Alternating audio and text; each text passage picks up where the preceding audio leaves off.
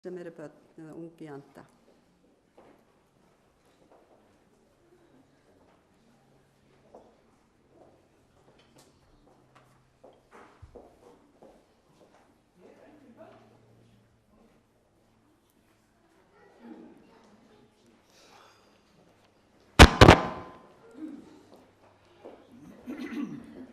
Það får låna biblíuna þína.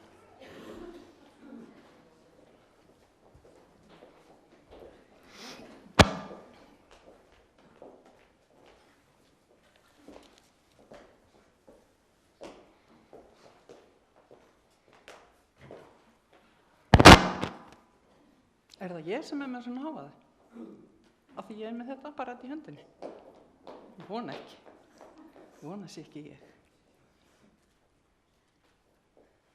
Jæja, þá þið komin hingað og þá get ég að fara að segja ykkur söguna. Sagan frá Kína og strákurinn í sögun, hann heitir Li Chung-shin og hann gengur í skóla. Og því ég segi hann gengur í skóla, þá meina ég hann gengur. Hann verður að ganga svo langt á hverjum einasta degi í skólan og svo heim aftur. Og hann svo þreyttur af þessu, sérstaklega af því að hinir strákarnir, eða hinir krakkarnir sem hann í skóla með, þau þurfa ekki að ganga. Þau búa á skólan. Það svona heimavistarskóli, þau getur fengið að sofa þar og borða þar. En Li Chung-shi, við kallum hann bara Li, foreldrar hans hafa ekki ráð á því að borga fyrir hann. Svo þessna verður hann að ganga hverjum degi. Og það svolítið þreytandi. Og sérstaklega af því að það stórt fjall. Svo annarkvort þarf hann að fara yfir fjallið eða fara í kringum fjallið. Og þess vegna verður vegurinn svo langur að því hann þarf að fara í kringum þetta fjall. En svo einn daginn þegar hann að ganga þarna, að þá dettur honum í hug eitthvað sem hann hefur heyrst að standa í Biblíunni. Eitthvað að trú geti flutt fjöll. Það að segja, ef maður biður Guð í trú, að þá getur hann flutt fjallið. Og Li, hann segir, færðu þig fjall. En svo var hann dauðhræddur þegar hann var búinn að segja þetta. Hvað nú ef að Guð gerði það? Þá myndi verða ykkur ægileg sprenging eða eitthvað hræðilegt myndi gerast. Og hann beið smá stund, en það gerist ekki neitt sem betur fer. Og þó, það var nú svolítið skúfaður. Þetta var nú svolítið plat. Svo einn daginn, að þá fer Li, bankar upp á hjá prestinum og segir, prestur, ég hef lesið í Biblíunni að Guð geti flutt fjall og það stendur í Mattheus 17:20, svo ég ætla að gá hvort það stendur ekki í íslensku Biblíunni líka, eða hvort það sé bara í kínversku Biblíunni. Bíddu nú við, það stendur hérna. Ef þið hafið trú eins og mustardskorn, getið þið sagt við fjall þetta, flytji héðan og þangað og það mun flytja sig. Og Li spurði prestinn, er þetta satt sem stendur í Biblíunni? Já, auðvitað. Biblían Guðs orð. Allt sem stendur í Biblíunni satt. Á ég þá bara að biðja Guð að flytja fjallið? Já, halt þú bara áfram að biðja Guð að flytja fjallið, sagði prestur. Og Li, hann bað og hann gekk í skóla. Og þegar 3 mánuðir voru liðnir. Vitið hvað 3 mánuðir margir dagar? Það næstum því 100 dagar. Þá fór hann aftur og bankaði upp á hjá prestinum og sagði, prestur, nú hætti ég þessu. Ég búinn að biðja á hverjum degi, hverjum morgni, á hverju kvöldi, gerist ekki neitt. Svo þetta ekki rétt sem að stendur í Biblíunni. Og þá sagði presturinn, allt sem að stendur í Biblíunni rétt. Þú þarf bara að vera þolinmóður. Halt þú áfram að biðja. En Guð, hann með öðruvísi klukku heldur en við. Haltu bara áfram og vertu þolinmóður. Svo gerist nokkuð annað. Það kom maður í heimsókn í skólan. Hann var frá Bandaríkjunum. Það koma svoleiðis kallar í heimsókn líka í Suðurhlíðarskóla stundum til þess að gá hvort að allt sé í lagi. Hvort það sé góður kennarar og góður nemendur held ég, eitthvað svoleiðis.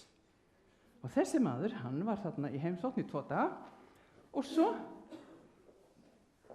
kvöldið áður en hann fór, þá var hann á fundi með kennurunum og svo sagði hann í lokin: Guð hefur verið að segja mér að ég ætti að gefa einhverjum fátækum nemanda peninga. Ég með nokkur $100 en ég veit ekki hver á að fá þessa peninga, því ég þekki ekki krakkan ykkar. En þið þekkið börnin og þið vitið hvernig þið eigið að nota þessa peninga. Og presturinn, hann var svo glaður. Daginn eftir, þegar Líf var að setja bækurnar í töskuna sína til að fara heim, þá kemur presturinn og segir: Líf, bíddu, Guð búinn að færa fjallið. Færa? Hvað ertu að segja? Guð hefur fært fjallið þitt og hann hefur gert meira en það. Og Líf, hann stóð og alveg gátt að þessu. Hann hefur, ef að Guð hefði bara fært fjallið, þá hefur þið samt þurft að labba í skóla hverjum degi. Þá það hefði verið styttri leið hjá þér. En nú þarft þú ekkert að ganga, því að nú búið að borga fyrir þig, svo þú getur verið heilt ár á skólanum, þú getur búið hérna, borðað hérna og þarft bara að fara heim til pappa og mamma helgar. Svo Guð hefur gert enn betur en það sem þú baðst um. Og það svoleiðis þegar við biðjum Guð eitthvað, og þá segir hann oft já, stundum segir hann nei, en oft þegar við höldum hann hafi ekki heyrt hvað við biðjum vitið þið hvað hann þá að segja? Þá segir Guð: bíddu aðeins. Og það tókst hjá Líf, hann var þolinmóður og hann hélt áfram að biðja og það tókst hjá hann. Takk ykkur fyrir að hlusta.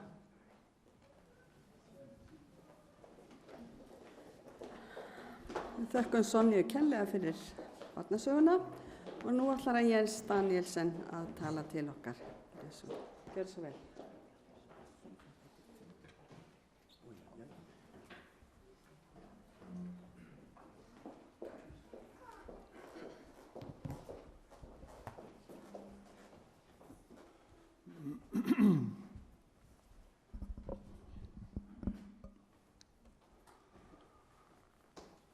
Alltaf þegar Jesus baðst fyrir, gerðist eitthvað.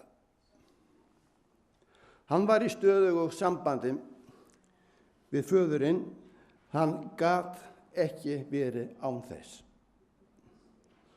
Honum var umhuga þá sem hann bað fyrir.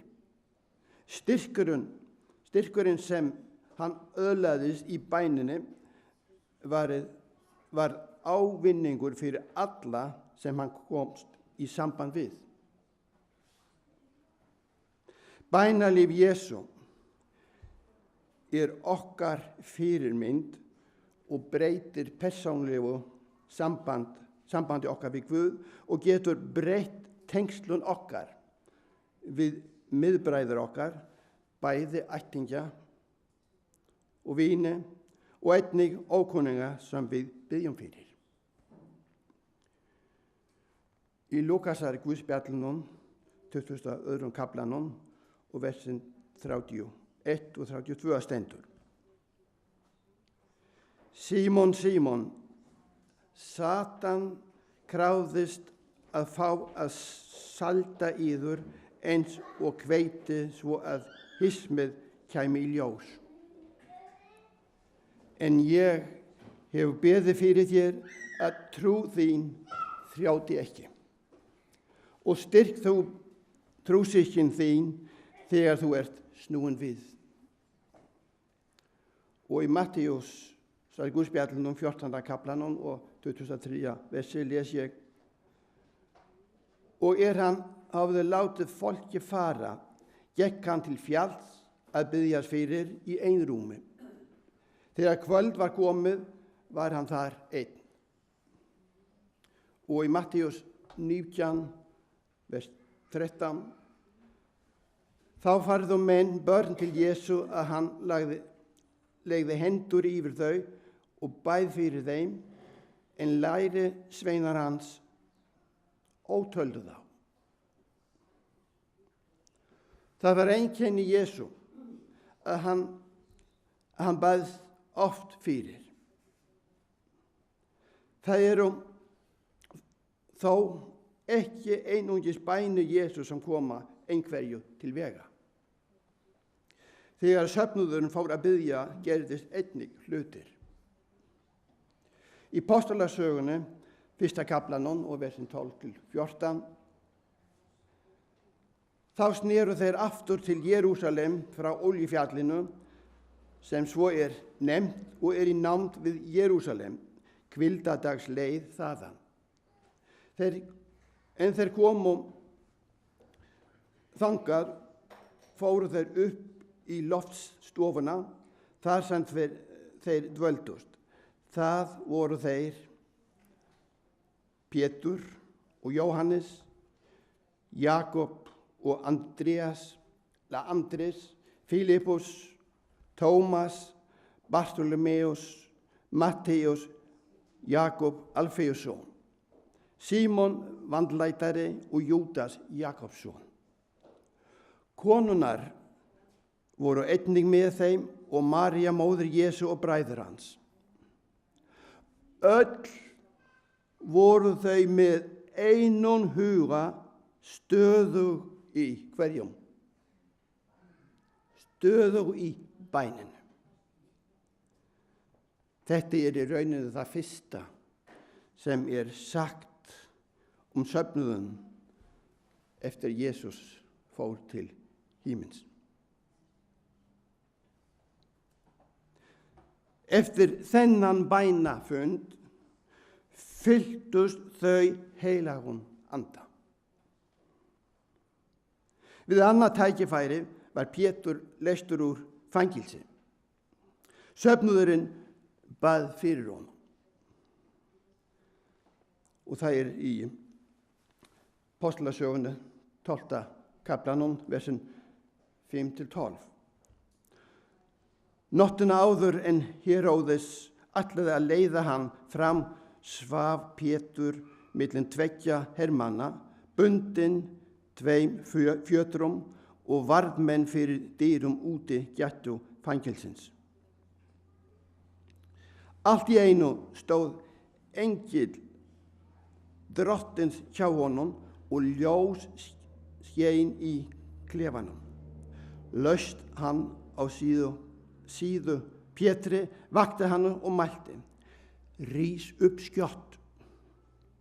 Og fjöturnar féllu á höndun hans.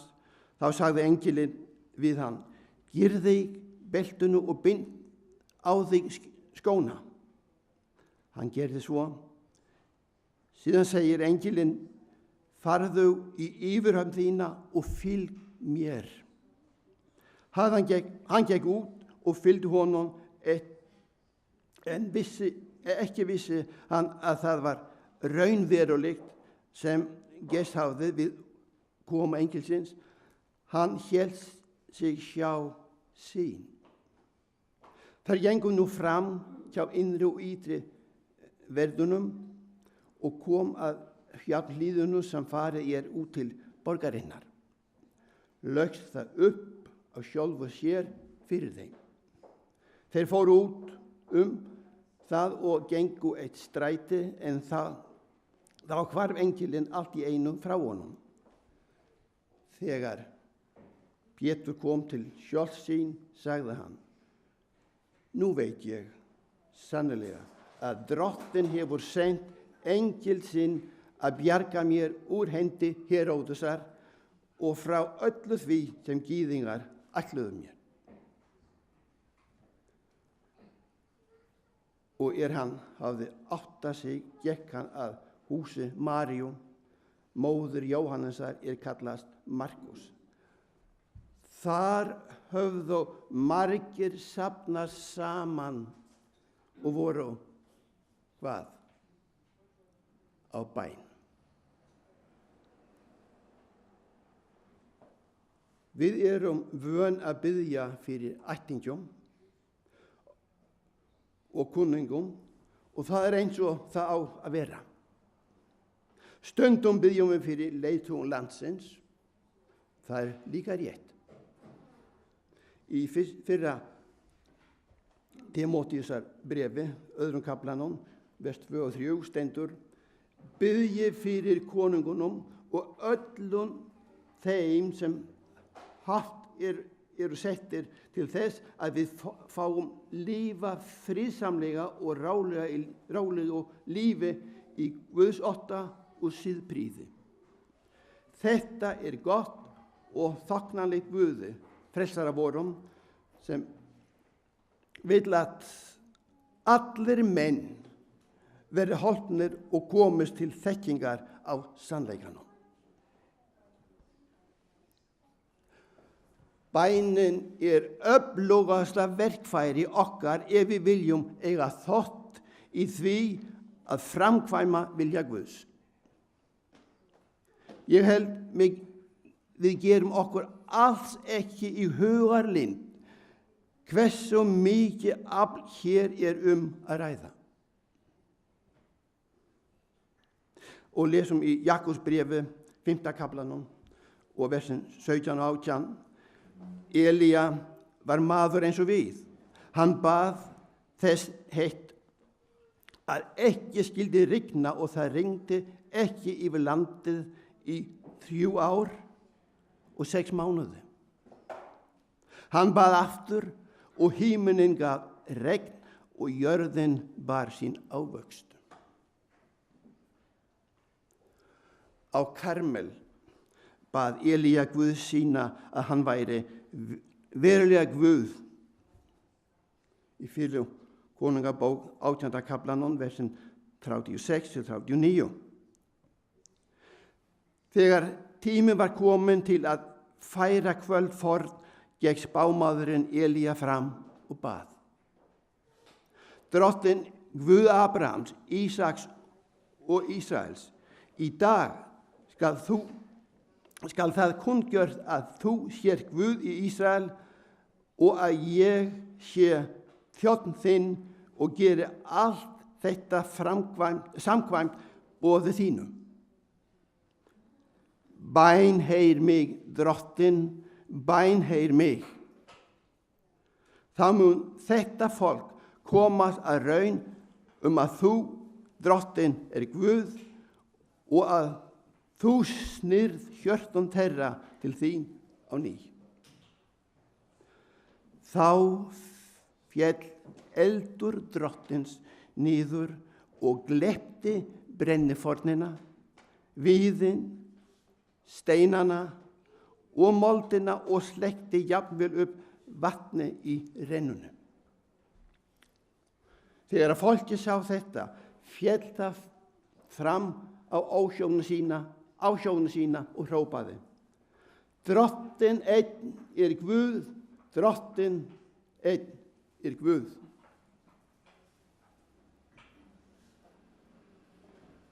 Hægt væri að halda lengi áfram að sýna hvernig bænir Guðs barna fá áorka ýmsu sem við skiljum ekki. Postularnir upplifðu þetta í sínu starfi. Við skulum lesa eitt dæmi þessa í Postulagsögunni 5. kaplanum og versin 12-16. Fyrir hendur postulana gerðust mörg tákn og undur meðal fólksins. Allur söfnuðurinn kom einum huga saman í súlnagöngum Salomons. Fólki virti þá mikils en enginn þorði að umgangast þá. Og enn fleiri karlar og konur trúðu á Drottinn og bættust við söfnuðinn. Menn báru jafnvel sjúka út af strætin og lögðu þá á rekkjur og börur ef verða mætti. Pétur gengi hjá að alkennt skugginn af honum féll á einhver þeirra. Enginn kom fjöldi fólk. Einnig kom fjöldi fólk frá borgunum umhverfis Jerúsalem og flutti með sér sjúka menn og þjáða á óhreinum öndum. Og hvað skeði? Þeir lauknuðust allir. Gerist nokkuð þessu líkt á okkar tímum. Fréttum við nokkrum sem biðja og upplifa bænheyrslu.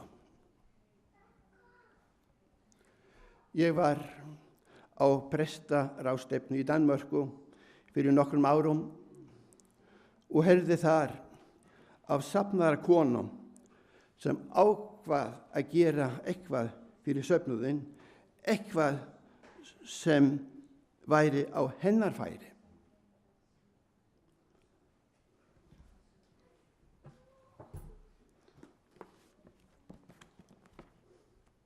Allir þekkja þessa bókina. Og Sonja var að segja mér á leiðin hingað að þeir bara gamalmenn sem með þessa bók núna.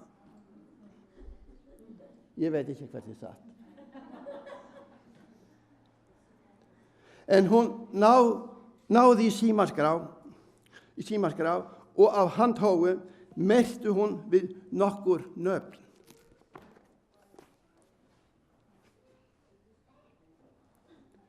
Þetta var einstaklingar sem hún þekkti ekki, en hún fór að biðja fyrir þeim, nöfnin sem hún var búin að setja kross við.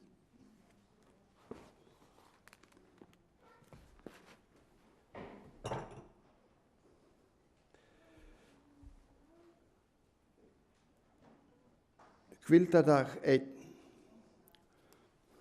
var skírð í söfnuðunum og hún brá þegar hún heyrði nafn sem hún kannaðist við. Nafnið var kunnugt einstaklingin þekkti hún ekki. En hér var komin ein af persónunum sem hún hafði verið að biðja fyrir. Seinna var athugað hvort nokkrir aðrir af þeim sem voru á bænalistanum hennar höfðu látið skýrast. Og í ljós kom að af þeim 14 einstaklingum sem hún hafði merkt við í símaskráni og hafði beðið fyrir höfðu 9 manns nú tekið skírn út á hennar bænum. Hvað mörg prósent það? Eitthvað 65%. Hvað ætli hefði orðið ef hún hefði ekki færið að biðja fyrir þessu fólki? Getum við vænst þess að eitthvað svipað og þessi kona? Hvernig væri að búa til bænalista við nöfnum bæði fólk sem við þekkjum en líka við nöfnum ókunnugra? Jesus heyrir bænir sem beðnar eru samkvæmt vilja hans og í nafni hans. Það var meðan ég var nemandi á Newport College að við prestnemundunir voru beðnir að koma til Cardiff í Wales í sambandi við opinberar samkomur. Við fórum í heimsóknir með spurningar í skoðunarkönnun andleg efni, að bjóða þeim biblíu sem enga áttu. Ég bankaði á hurð, út kom kona með tár í augunum. Hún sagðist hafa verið á bæn og í því að hún reisti sig frá bæninu var það að hún heyrði mig banka. Ég hafði einmitt beðið Guð senda til mín einhverja kristna persónu og hér stendur þú.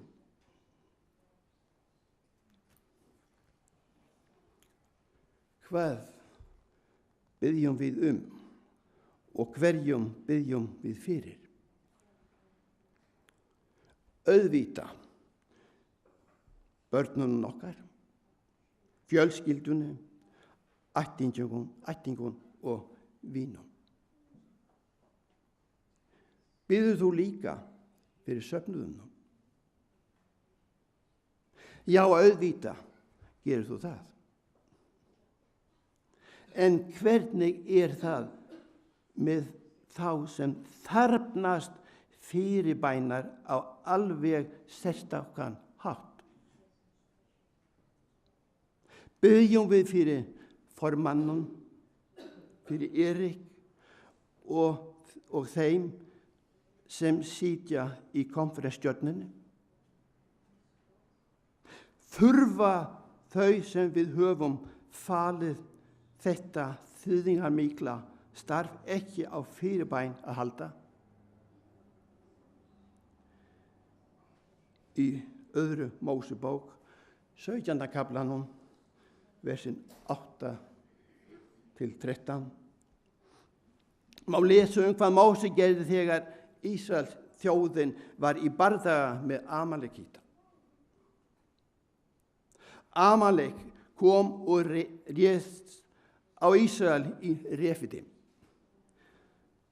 Þá sagði Móse við Jósva: veldu menn fyrir okkur og farðu til að berjast við Amalekíta.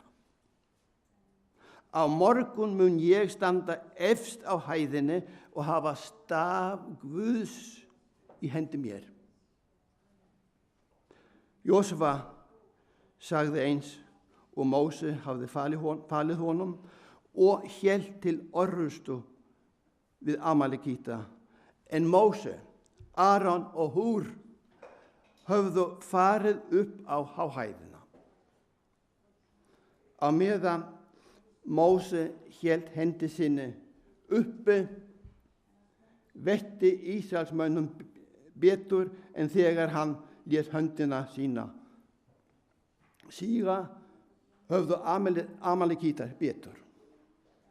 Þegar hendur Móse þreyttust, tóku þær stein og settu undir hann. Móse settist á hann og Aron og Húr studdu hendur hans hvor sínum megin. Hendur hans héldust því stöðugar allt til sólarlags. Þannig sigraði Jósva Amalekíta og her þeirra með sverðseggjum. Tókstu eftir því að Móse hélt höndunum uppi með stuðningi annarra og þá unnu Ísraels menn.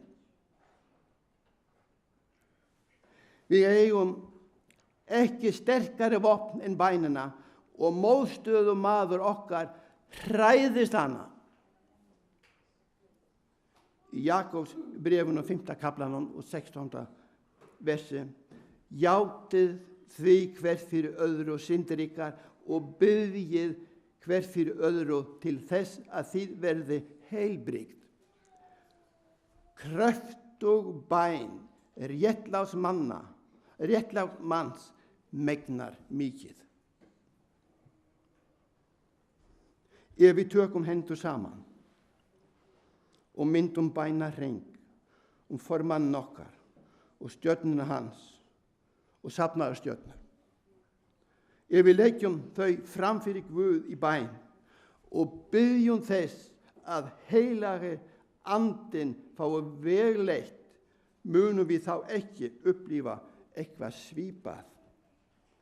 Og konan sem við heyrðum að valdi sér 14 nöfn ókunnugs munum við ekki upplifa framför og vöxt sem við þráum svo mjög. Ef við byggjum ekki, erum við að gefa óvinunum ókeipis aðgang og hann missir ekki að því líku tækifæri. Þegar þú lest beiðni apostolana til stafnaðarins fyrirbæn, sér þú greinilega að þeir gátu alls ekki verið án fyrirbænarinnar. Og þetta hefur ekki breyst. Í Apostolasögunni, 4. kaplanum, versin 29-31. Og nú, drottin, lít á hótanir þeirra og veit þjónum þínum fulla gjörfung að tala orð þitt.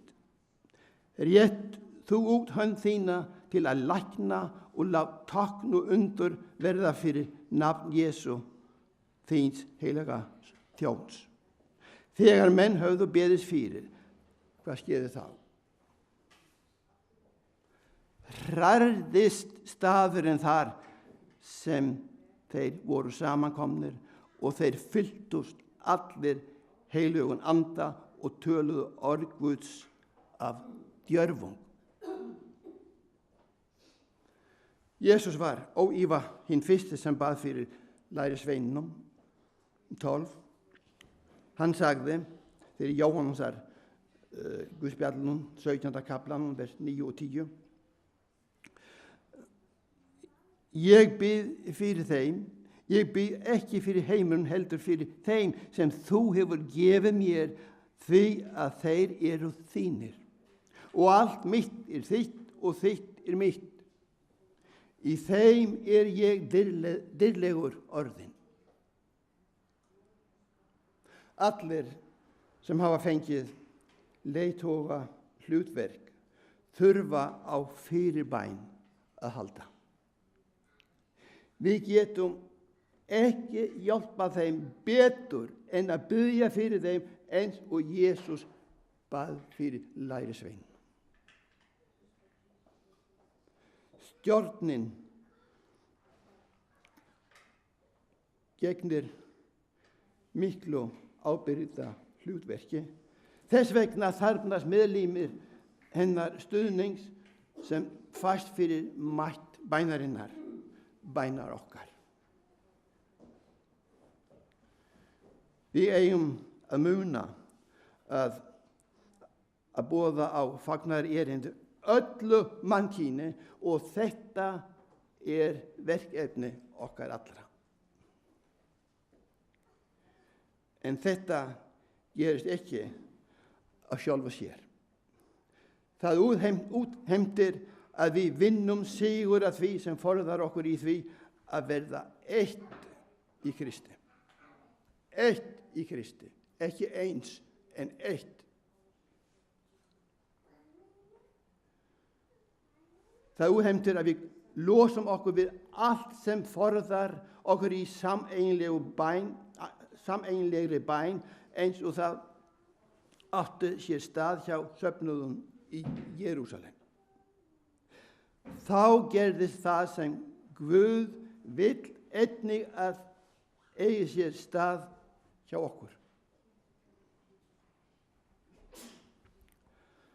Án baráttu. Engin sigur.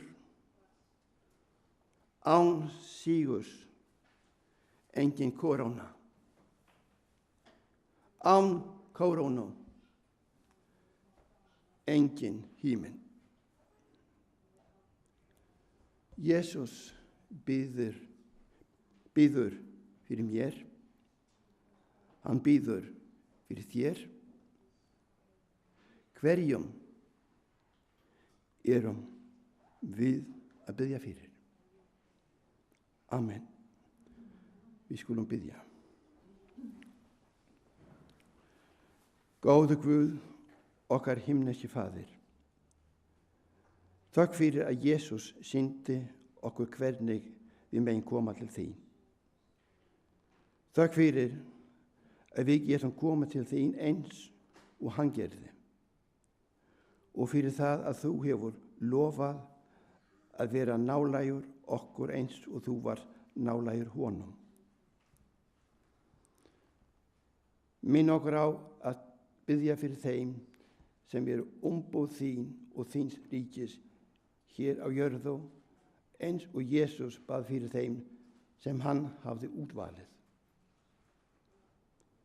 Nú byggjum við sérstaklega fyrir þeim sem hafa tekið að sér verkefni að vera umbúð þín hér á Íslandi.